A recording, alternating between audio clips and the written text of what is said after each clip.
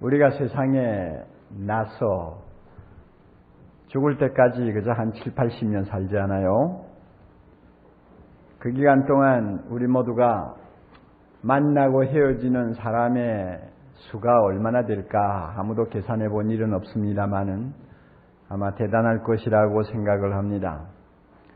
대부분의 만남이 마치 스쳐 지나가는 바람처럼 의미 없이 그저 사라질 수도 있습니다마는 어떤 만남은 안 믿는 사람들이 흔히 표현하는 방식대로 한다면 숙명적인 만남이 될 수도 있습니다. 우리 예수 믿는 사람은 숙명적이라는 말 잘 안 쓰죠. 그 대신 섭리적인 만남, 나의 한 생을 완전히 바꾸어 놓는 단 한 번의 만남이라는 것이 있을 수 있죠. 섭리적이라고 하는 말은 하나님의 계획하신 뜻 안에서 우리로 하여금 어떤 사람과 만나도록 한다는 그런 믿음에서 표현하는 말입니다. 이런 그 섭리적인 만남 가운데서 아마 대표적인 것을 하나 뽑으라고 하면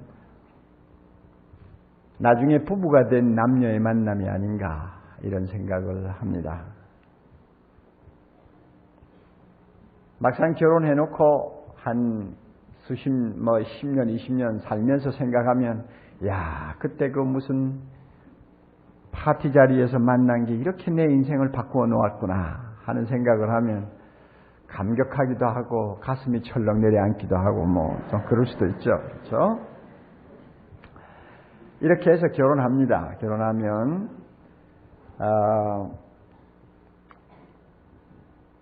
이 부부가 된 사람에 있어서 첫 단추가 있어요.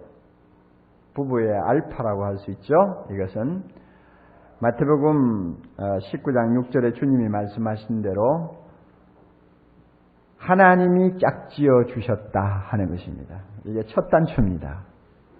하나님이 짝지어 주셨어요. 우리는 사실 배우자를 선택할 때 우리의 자유의지를 가지고 선택했다고 늘 생각합니다. 내 좋아서 내 눈에 들어서 내가 선택했다 이렇게 말하죠. 물론 그렇습니다. 그러나 자유선택 배후에는 엄청난 하나님의 손길이 있었다는 것을 우리는 말씀을 통해서 충분히 이해할 수 있습니다. 오래전부터 하나님은 계획을 가지고 계셨어요. 나와 누구를 만나 짝지어야 되겠다는 계획이에요. 그 계획대로 하나님은 우리의 한 걸음 한 걸음을 인도하셨습니다. 그 수십만 명 되는 총각 중에 어느 사람 하나, 그 수십만 명 되는 처녀 중에 어느 사람 하나, 그렇게 서로가 만나는 것, 그거 사람이 마음대로 하는 것 아니에요. 하나님이 다 이리 붙이고 저리 붙여서 만나게 하는 손길이 있었어요. 그리고 만났다고 일이 됩니까? 쳐다보니 남이 보기에는 아무것도 아닌데 자기는 굉장한 사람으로 눈에 들어온단 말이에요. 이것도 참 기절초풍할 노릇이야. 소위 제 눈의 안경이라는 말 자주 쓰지 않습니까? 그거 다 인연이 되려고 하는데 인연이 된다는 말이 뭐냐 하면 하나님이 짝지어 주려고 딱 각본을 짜놨기 때문에 내가 그 안에서 지금 움직이는 거예요. 나도 모르게 마음이 열려 사랑하게 되고 결혼하게 되고 이렇게 해서 부부가 되는 것입니다. 그런 측면에서 볼 때 하나님이 짝지어 주셨다 하는 것은 부부의 알파요, 첫 단추라고 할 수 있습니다. 부부의 오메가요, 마지막 단추, 끝 단추라고 할 수 있는 것이 하나 있습니다. 그것은 사람이 나누지 못할지니라 하는 말씀이에요. 사람이 나누지 못할지니라. 만나게 하시고 부부가 되게 하시니가 하나님이시니까 하나님 허락 없이는 절대로 나눌 수가 없다 하는 것이 하나님의 명령입니다.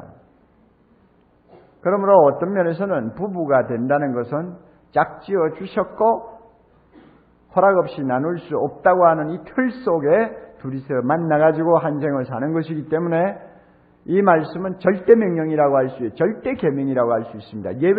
예외 단서나 예외 조항이 따라다닐 수가 없는 것과 같아요. 살인하지 말라 10계명에 명시된 중요한 계명입니다. 여기에는 예외 단서가 없어요. 누구는 죽여도 좋다, 누구는 안 죽여도 좋고, 누구는 반쯤 죽여라, 이런 예외 단서가 없어요. 무조건 죽이지 말라예요. 죽이면은 그 대가를 지불해야 된다는 것입니다. 하나님이 짝지어 주신 것, 사람이 나눌 수 없는 일 하면 이것도 예외 단서가 붙을 수 없는 하나님의 절대적인 엄숙한 명령이라는 것을 우리가 받아들이게 됩니다. 그런데 참 성경을 읽다가 보면 놀라운 사실이 있어요. 하나님이 이혼할 수 있는 예외 조항을 달아놓으셨다는 것입니다.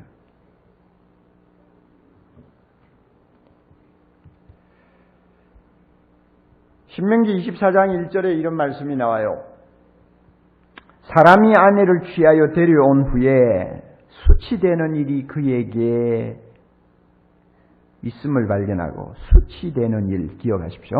수치되는 일이 그에게 있음을 발견하고 남자가 그를 기뻐하지 아니하면 이혼 증서를 써서 그 손에 들려 내보내라. 그리고 그 여자는 나가서 또 다른 남자와 재혼할 수 있다. 이렇게 했습니다.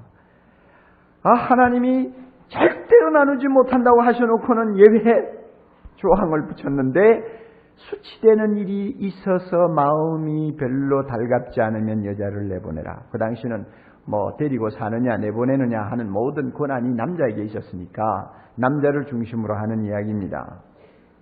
그러면 이렇게 예외 조항을 붙였는데 이 수치되는 일이 무엇인가? 참 이거 애매모호한 표현이에요. 그런데 예수님께서 오늘 우리가 읽은 마태복음 5장 32절에 보면 이 수치되는 일을 음행하는 일로 해석을 해놨습니다. 누구든지 음행한 연고 없이는 아내를 버리면 안 된다. 그러니까 말을 바꾸면 음행한 문제가 생기면, 즉 성적 탈선, 부부가 정결을 지키지 아니하고 탈선을 하면 이혼을 할 수 있다고 하는 단서 조항을 주님이 말씀하시는 것입니다. 주님은 그렇게 성적 탈선, 즉 정결을 어기는 것을 수치스러운 일로 해석을 하셨고, 서신서에 넘어가면은 사도 바울은 고린도전서 7장 15절에 또 하나의 예를 들고 있습니다. 이것도 아마 수치스러운 일에 포함이 될 수 있죠. 왜냐하면 이혼의 조건이니까. 거기에 보면 이런 말씀이 있어요. 혹 믿지 아니하는 남편이나 여자가 갈리거든, 즉 나누어지기를 원하면 갈리게 하라. 형제나 자매나 이런 일로 구속받을 것이 없느니라. 그래서 믿지 아니하는 남편이 꼭 헤어지기를 원하면 헤어져라. 믿지 않는 부인이 꼭 헤어지기를 원하면 헤어져라 하는 이야기입니다. 그렇게 되고 보니까 불신하는 남편이나 아내를 가진 사람은 이혼이 가능하다 하는 것을 우리가 추리할 수가 있습니다. 여러분 초대교회 사정을 아시죠? 그 당시에 예수를 믿는다는 것은 생명 내놓고 생명과 바꾸는 것입니다. 핍박받는 때요. 또 대부분이 말이죠. 사회적으로 매우 어려운 형편의 노인, 즉 사회적으로 사람 인정받지 못하고 여러 가지 면에서 짓밟히는 사람들이 예수님을 먼저 영접했어요. 그래 어느 가정에 부인이 먼저 예수 믿고 거듭나서 완전히 예수 그리스도에게 마음이 뺏겼다고 합시다. 남자가 보니 가짱거든요. 그러니까 너 그만 믿어. 그만 믿어. 처음에는 경고하다가 말 안 들어요. 그거 뭐 안 믿겠어요? 생명 걸고 믿겠다는데 너 정말 그럴 거냐? 그래가지고 나중에는 부인하고 이제 충돌이 일어났죠. 남자가 자기 말 안 들으니까 나중에는 폭력을 행사합니다. 막 집에서 쫓아내기도 하고 뭐 야단벅석이요. 그러므로 이 여자가 도무지 살 수가 없는 것입니다. 이런 경우를 바울이 염두에 두고 꼭 남자가 너하고 살 수가 없어 그렇게 도무지 어떻게 할 수 없는 지경까지 빠지면 이혼해라 하는 이야기요. 또 남자가 예수 믿었는데 여자가 죽어도 안 믿겠다. 그래가지고 집에만 들어오면 바가지요. 저녁에 들어올 때 문 걸어 잠그고 열어주지 않아. 뭐 이래가지고 날마다 생활이 지옥처럼 변한다면 그것 때문에 정상적인 신앙생활을 못하잖아요. 그럴 때는 나누어지라 하는 이야기입니다. 이런 몇 가지 사연을 우리가 성경에서 발견할 수 있는데 저는 참 하나님의 놀라운 자비와 은혜를 다시 한번 여기에서 가슴에 느낍니다. 사람이 절대 나눌 수 없느니라 하고 엄하게 말씀해놓고는 그 다음에 이런 경우는 나눌 수 있다 하는 예외 조항을 달아놓고 탈출구를 만들어 주신 하나님. 야, 우리의 연약함과 우리의 부족함을 너무나 참 불쌍히 여기셔서 하나님이 이처럼 배려를 하셨구나 하는 생각을 하게 됩니다. 하나님의 자비하심을 다시 한번 우리가 느끼는 것이죠. 여러분 보세요. 어떤 가정에 부부가 있는데 어떻게 남자 보기에 여자가 좀 수상하다. 증거는 없어요. 그런데 여자가 자기에게 마음을 주지 않는 것 같고 누구하고 뭔가 좀 좋아지는 것 같고 소문에 의하면 여자가 바람을 피웠다는 말도 있고 뭐 좀 안 좋단 말이요. 그런데 증거는 잡을 수가 없어요. 이 정도 되면 남자가 이제는 사람이 얼굴 표정을 바꾸지 않아요? 자주 막 싸움을 하고 나중에는 폭력을 행사하고 집안에서 나 죽는다 하는 비명소리가 나오고 뭐 그럴 수 있잖아요. 자, 그런데 이혼을 하면 안 된다.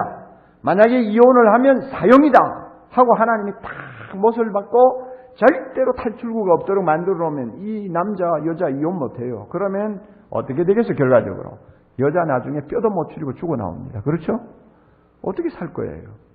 그러니까 이런 최악의 경우는 이혼이 가능할 수 있도록 하나님이 힌트를 주시고 문을 만들어 주셨다. 야, 이거 얼마나 참 우리 하나님께서 우리의 형편을 아시고 불쌍히 여기셨나 이렇게 제가 느끼게 됩니다. 그러나 불행한 것은 사람들이 하나님께서 인간의 연약함과 완악함을 아시고 이런 예외 단서를 붙여놓은 것을 악용하는 거예요. 수치스러운 일이 있으면 그래서 그것을 기뻐하지 아니하면 아내에게 이혼령서를 써주고 나누어지라 해놓으니까 얼씨구나 좋다 하고는 유대인들은 이 수치스러운 일 코에 갖다 붙이면 코골이요 귀에 갖다 붙이면 귀골이요. 그러니까 제 마음대로 이혼하는 거예요. 예수님 당시만 해도 남자들이 여자를 그저 쫓아내는 것을 예사로 생각했어요. 기록을 보면은 어떤 남자는 음식 짜게 만들었다고 아예 쫓아내버리고 어떤 남자는 밥 태웠다고 쫓아내버리고 어떤 남자는 말이죠 남 앞에서 남편 면박 주었다고 해가지고는 안 살겠다고 쫓아내버리고 또 랍비 아키바와 같은 사람은 데리고 살던 여자보다도 더 눈에 드는 아름다운 여자가 있으면 갈아치워라 이렇게 가르쳤단 말이에요. 그러니 한번 생각을 해보세요. 그런데 남자들이 이렇게 여자를 쫓아내면서 이혼 증서를 써주었어요. 성경에 이혼 증서 써주라고 했으니까. 이혼 증서 하나 써주는 것을 놓고 뭐 큰 선심을 쓰는 것처럼 생각했어요. 이혼 증서 안 써주고도 쫓아낼 수 있다. 그러나 내가 이거 써주는 이유가 있어. 너에게 신분증이 되기 때문에 써준다는 거죠. 그러니까 이혼 증서 받아가 나오면 여자가 나는 이제 홀몸입니다 하는 신분 증명서가 되고 또 어떤 남자와 재혼을 하게 돼도 신분 증명서가 되고 또 뭐 혼자 살다가 어떻게 좋지 못한 무슨 불미스러운 일이 일어나도 재판석에 가가지고 유죄 판결을 면할 수 있는 신분 증명서가 돼요. 그러니까 남자들이 이거 써주는 것 가지고는 막 큰 선심 쓰는 줄 알고 이혼을 제 마음대로 하는 거예요. 예수님이 계실 때 상황이 그랬습니다. 이것은 하나님의 긍휼하심을 비웃는 아주 잘못된 행위요. 짝지어 주시고 사람이 나누지 못할지니라 명령하신 하나님의 그 거룩하고 엄숙한 명령에 정면 도전하는 것입니다. 그리고 이와 같이 함부로 이혼하는 자는 자기만 죄를 범하는 거 아니에요. 내보내면서 그 사람으로 하여금 간음죄를 범하게 하고 그 여자와 또 만나는 남자로 하여금 간음죄를 범하게 하는 아주 무서운 잘못을 범하는 책임을 지게 됩니다. 여러분 32절 다시 보세요. 나는 너희에게 이르노니 누구든지 음행한 연고 없이 말이죠. 특별히 성적으로 잘못되지 않았는데 정조를 뭐 잃어버렸다든지 하는 일이 없는데도 아내가 싫어서 그저 이혼증서 써주고 내보내면 어떤 일이 일어납니까? 이렇게 하면 그 여자로 하여금 뭐하게 한다고요? 가늠하게 하고 또 누구든지 그 여자 버린 여자에게 장가드는 사람도 가늠한다. 가늠죄를 범한다 하는 것입니다. 성적 문란 행위를 조장한다는 말입니다. 이혼하는 남자는 이 사람 저 사람 전부 성적으로 문란하게 만드는 성적 문란을 조장하는 죄를 범한다는 이야기입니다. 그러므로 이혼이 여러분 얼마나 하나님 앞에 큰 책임을 져야 되는 문제라는 것을 우리가 알아야 돼요. 이혼 정서를 받고 집에서 쫓겨나가는 그 당시에 여자들은 갈 길이 세 길밖에 없어요. 하나는 인심 좋은 친척 집에 그저 붙여 살면서 그 집에 하인 노릇하는 거예요. 아니면은 어떻게 좀 눈에 드는 남자 만나가지고 서로 결혼하게 돼도 평생 불량품으로 취급받는 거예요. 그렇지 않으면 장녀로 가는 거예요. 그러니까 어느 길로 가든지 이 여자의 앞날을 생각하면 쫓아낸 그 남자가 모든 영적인 도덕적인 책임을 져야 돼요. 주님이 이걸 지금 경고하는 것입니다. 이스라엘 백성이 이처럼 수치되는 일이 있으면 이혼하라는 하나님의 그 단서 그것을 악용해가지고 막무가내로 여자들을 쫓아내니까 하나님께서 말라기 선지자를 통해서 이런 말씀까지 하셨어요. 말라기 2장 16절 나는 이혼하는 자를 미워하느니라. 나는 이혼하는 자를 미워하느니라. 여러분 오늘 현실은 어떻습니까? 우리 모두 아는 바와 같이 이혼을 너무 쉽게 생각하는 것 같습니다. 어느 나라나 막론하고 이혼율은 계속 상승하고 있습니다. 이제 위험 수위를 넘어가고 있습니다. 영국의 어느 의사는 가족제도 폐지하자고 소리치고 나오는가 하면 여성 인권을 주장하는 어떤 여자 지도자는 지금까지 여성들을 놀이객감으로 취급하고 인권을 유린하고 여성들을 인간 대우하지 않았던 기존의 결혼 방식 또 가정제도 이것은 완전히 말살시켜야 된다고 소리치고 있습니다. 그러니까 여자들이 더 간이 부어가지고 이혼을 그저 쉽게 생각하는 경향이 있어요. 그래서 과거에는 남자들이 쫓아냈지만 이제는 여자들이 남자를 쫓아내요. 세상이 많이 바뀌었어요.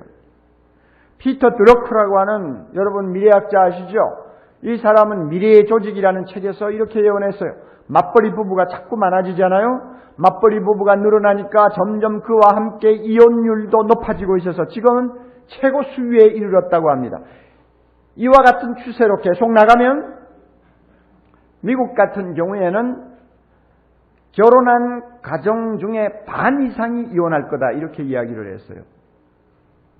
그런데요, 금년에 들어와서 미국의 통계가 이제 이 사람의 예언이 적중된 것을 이미 증거하고 있습니다. 기혼자보다도 이혼하지 아니한 가정보다도 이혼한 가정이 수치가 앞섰어요. 금년 들어와서. 엄청난 일이 지금 벌어지고 있는 거예요.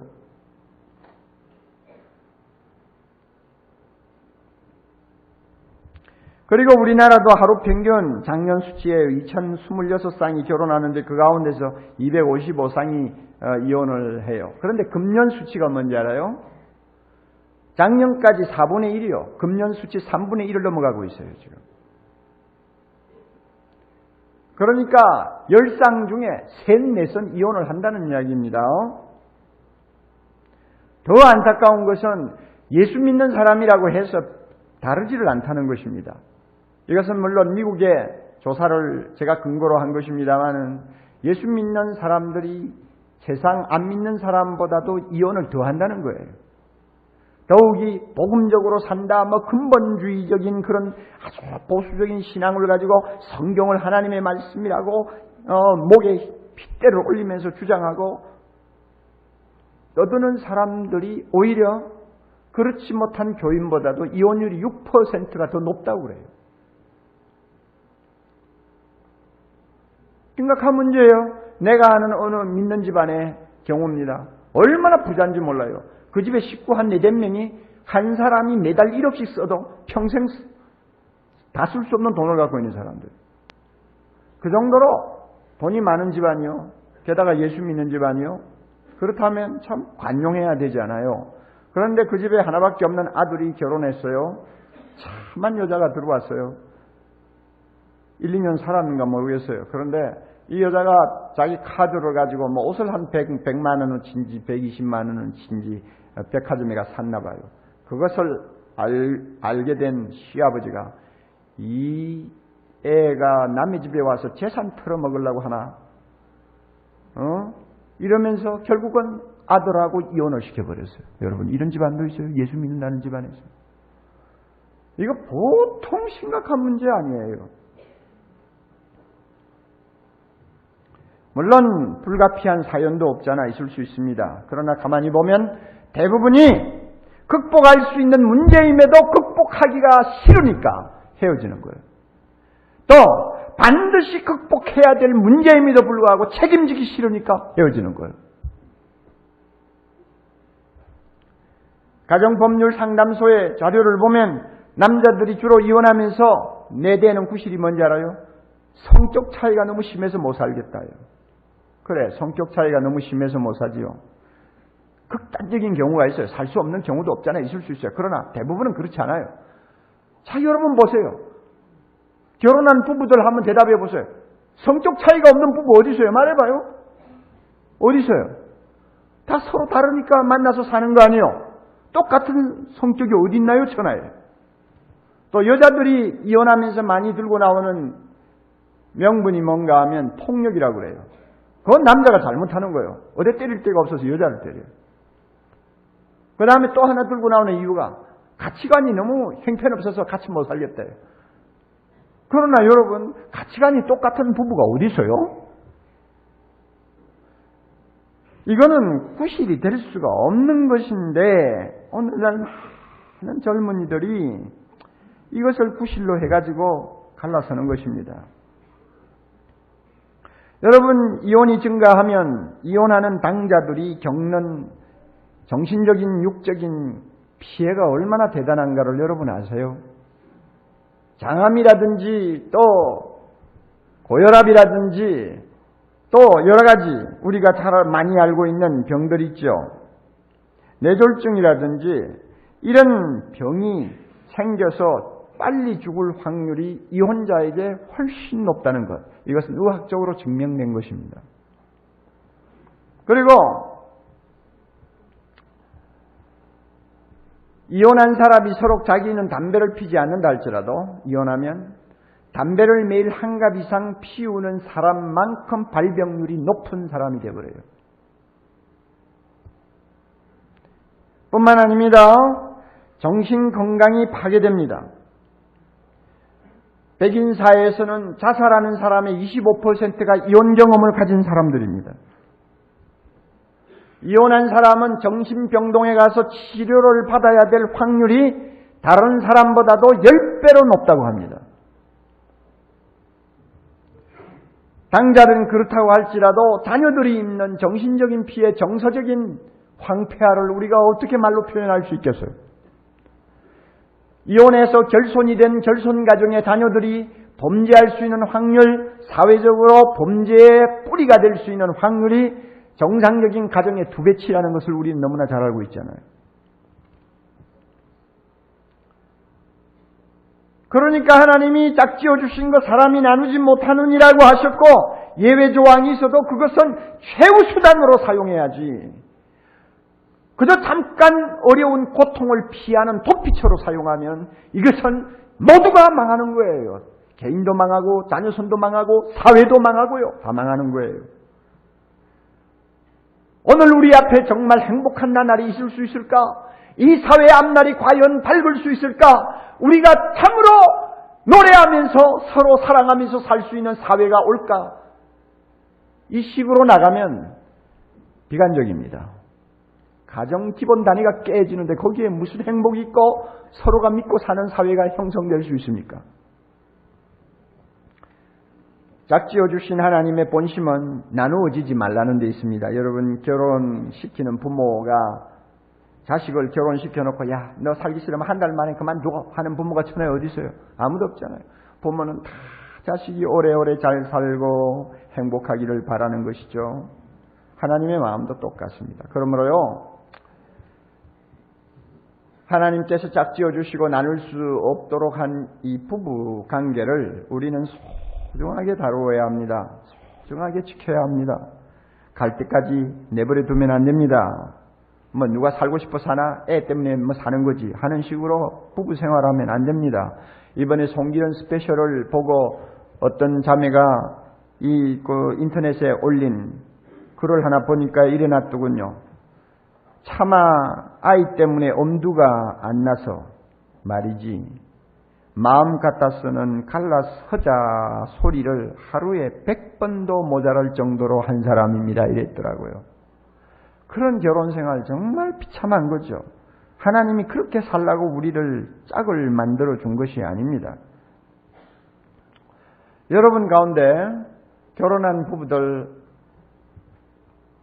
제가 지금 몇 가지를 들려드릴 테니까 여러분 결혼 생활이 정상인지, 다시 말하면 청신호가 켜여 있는지 적신호가 켜여 있는지 한번 체크하시기를 바랍니다.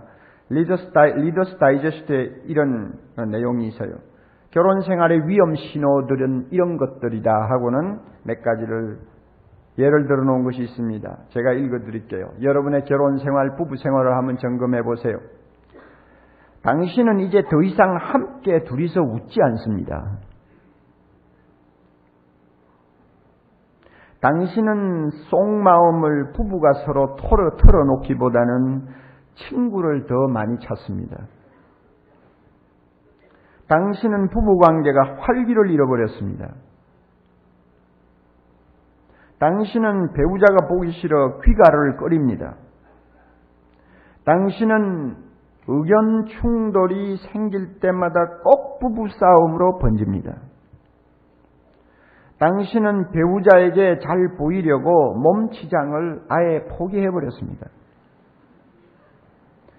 당신은 자신의 관심사나 사교생활에 배우자를 끌어들이려는 것을 그만두었습니다. 항상 혼자 논다고 말이에요. 당신은 배우자에 관해 알아두어야 할 것은 모조리 다 알고 있다고 생각합니다. 이제 관심이 없어요. 당신은 둘이 함께 살아가야 할 생각만 해도 기분이 우울해진다. 자, 이런 증세들, 몇 가지 증세들을 놓고 이 가운데서 한두 가지만 있어도 대단히 위험한 부부관계입니다. 여러분이 이것을 잘 생각하세요. 이런 정서적인 분위기를 방치해두면 서로 말문 닫아버리게 되고 나중에는 비난하게 되고 마음으로 경멸하게 되고 그 다음에는 자기 방어에 급급한 참 너무나 살벌한 가정 분위기가 되어버립니다. 이런 관계가 계속 누적되면 그 부부는 파탄에 이르고 맙니다. 결혼한 지 7, 8년 전후가 가장 위험하다고 합니다.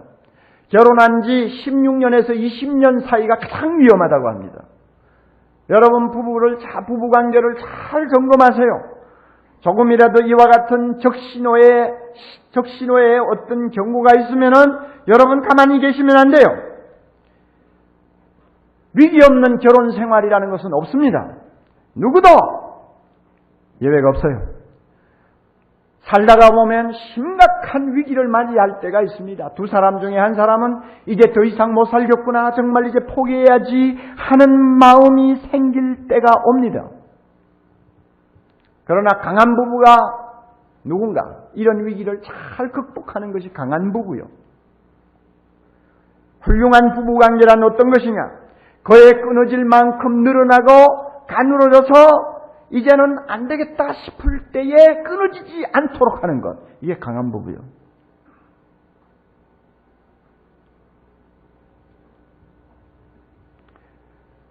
그러기 위해서는 우리가 노력을 많이 해야 합니다. 최선을 다해야 합니다. 요즘에 부부 농사 제대로 짓자 하는 표를 걸고 좋은 남편 모임이 아주 인기를 끌고 있는 거 봅니다. 상당히 좋은 현상이라고 저는 생각합니다.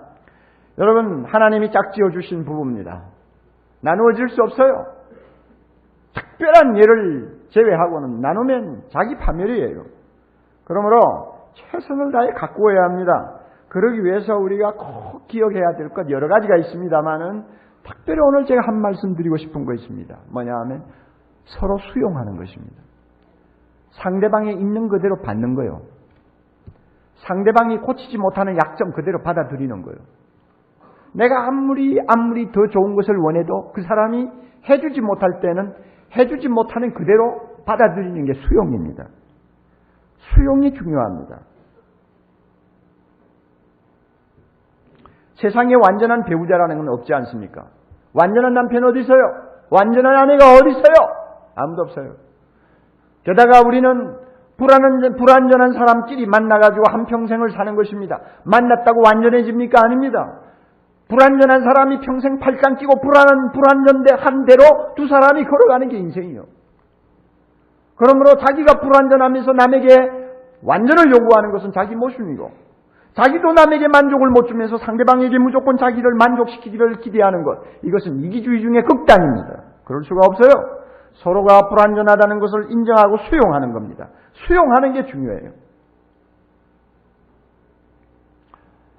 얼마 전에 교육자들하고 여름 수련회를 갔을 때입니다. 바닷가로 갔기 때문에 나름대로 이제 좀 여러 가지 시간들을 만들 수 있었는데요. 교육자들이 1년 내내 막 스트레스 받고 일하다가 그렇게 이제 좀 쉬게 되면 좀 모든 것을 잊어버리고 싶지 않습니까? 저부터도요. 그러니까 바닷가에 갔으니까 우리 고기나 한번 낚으러 가자. 이렇게 내가 제의를 했어요. 그래가지고 고깃배가 있나 하고 이제 찾아서 이제 우리가 전세를 내기로 했는데, 부두에 나가니까 조그마한 배들이 한 대여섯 척이 쫙 매여 있더라고요. 근데 생긴 게 다 비슷비슷해요. 그리고 통통통통 하는 아주 그 원시적인 배입니다. 그런데 그 배에 그저 한 5, 6명이 타면 많이 타는 것입니다. 그러니까 교역자들이 전부 나누어 타야 되니까 한 7척 이상 나누어서 타게 됐습니다. 내가 가만히 보니까 한 그 배들 가운데서 아주 모양이 그래도 깨끗하고 잘 나갈 것 같이 보이는 배가 있더라고요. 그러니까 내가 해드니까 그 배를 탔죠. 그러니까 이제 다른 교역자들도 몇 명 이제 내하고 탔습니다. 그래서 이제 교역자들이 다 배를 나누어 타고 바다로 향해 나갑니다. 뭐 한 7분 정도, 10분 정도 나가는데, 내가 탄 배보다도 늦게 출발한 배들이 막 쌩쌩쌩쌩하고 막 앞으로 달려가는 거야. 근데 내가 탄 배는 나가지를 않아요. 소리만 텅텅텅텅텅 하고는 속도가 너무 느린 거예요. 이거 화나대요, 진짜. 예? 그래, 옆에 지나가는 배들은 말이죠. 금방 저 앞쪽으로 가는데, 속으로, 야, 이렇게 늦게 가가지고, 이 낚시하는데 가서는 이거 뭐 흉내도 못 내겠다. 뭐 이런 생각을 하니까 기분이 안 좋아요. 여러분, 이럴 때는 어떻게 해야 합니까? 여러 가지 대안이 있겠죠. 무슨 배가 이래. 겉은 멀쩡하면서 말이야. 타고 보니까 속도가 없어. 에이, 뭐, 안 되겠다. 물에 빠져 죽자 하고 내가 그냥 바다에 뛰어들어요? 뭐, 그럴 수도 있겠죠. 아니면 선장 목을 잡고 왜 속도가 안 나간다고 미리 팻말을 안 붙여놓고 나를 쏘겠느냐? 뭐, 이렇게 하고는 항의도 할 수 있겠죠. 아니면은, 내보다도 먼저 막 달려가니까 기분이 좋아가지고 옆에 타고 나가는 교육자들이 손을 막 흔들고 이러는데, 그거 쳐다보고 이를 눌릴 가면서, 그냥 분을 못 이겨가지고 내가 내 혼자서 그저 흥분하든지, 아니면은 그저 털썩 주저앉아가지고 내 팔자 이 정도밖에 안 되니까 할 수 없다 하고는 그저 우울한 표정을 하고 앉아있더니 하여튼 몇 가지 선택할 조건이 있어요. 그렇죠? 어느 것을 선택할 수도 있지만 이것은 수용을 안 하는 자세지요. 수용을 하면 어떻게 해야 됩니까? 늦게 가는 것도 좋은 점이 있어. 바다를 감상하기 좋고 하늘을 감상하기 좋고 하나님 감사합니다. 이렇게 생각하면서 가면 되는 거예요. 그래서 우리 거기 탄 교육자들은 하늘도 쳐다보고 바다를 쳐다보고 그러면서 오늘 이렇게 좋은 시간 주신 거 감사했어요. 먼저 가는 배 안 봐요. 그냥 우리끼리 이렇게 감사하고 좋아요. 그리고 뭐 찬송가도 부르고 또 뭐 낚시할 때 쓸 기구들 내놓고 뭐 점검하고 이러면서 우리에게 주어진 이것을 우리가 기쁨으로 받아들이자, 이런 식으로 배를 타고 갔어요. 그래 우리가 좀 늦게 도착했는데 가서 보니 다른 배는 뭐 낚시하느라고 야단인데요. 참 웃기는 것은 늦게 도착한 우리 배가 먼저 낚았다는 거 아닙니까, 여러분? 이거 참. 그리고 나중에 보니까 우리가 더 많이 낚았어요. 그러니까 다른 배에 있는 교역자들이 뿔이 나가지고 막 배를 타고 저리 갔다가 여기 갔다가 막 그래서 내가 속으로 그랬죠. 그렇지. 정자 좋고 물 좋은 데가 없어. 배가 느리면 그 대신 고기를 많이 잡느니라. 배가 쌩쌩 빠르게 잘 나가면 고기를 못 잡을 수도 있어. 그죠? 인생은 다 공평합니다. 그렇죠? 공평해요. 내가 처음에 딱 볼 때 눈에 들어요. 야, 이쁘다. 정말 저 여자하고 살았으면 평생 한이 없겠다 하고는 결혼했는데 하고 나서 보니 속도가 느려. 성격도 느리고 음식을 해오는데 맛도 없고 뭐 좀 로맨틱할 것 같은데 무뚝뚝하고 이거 참 곤란하죠. 여러분 그러잖아요.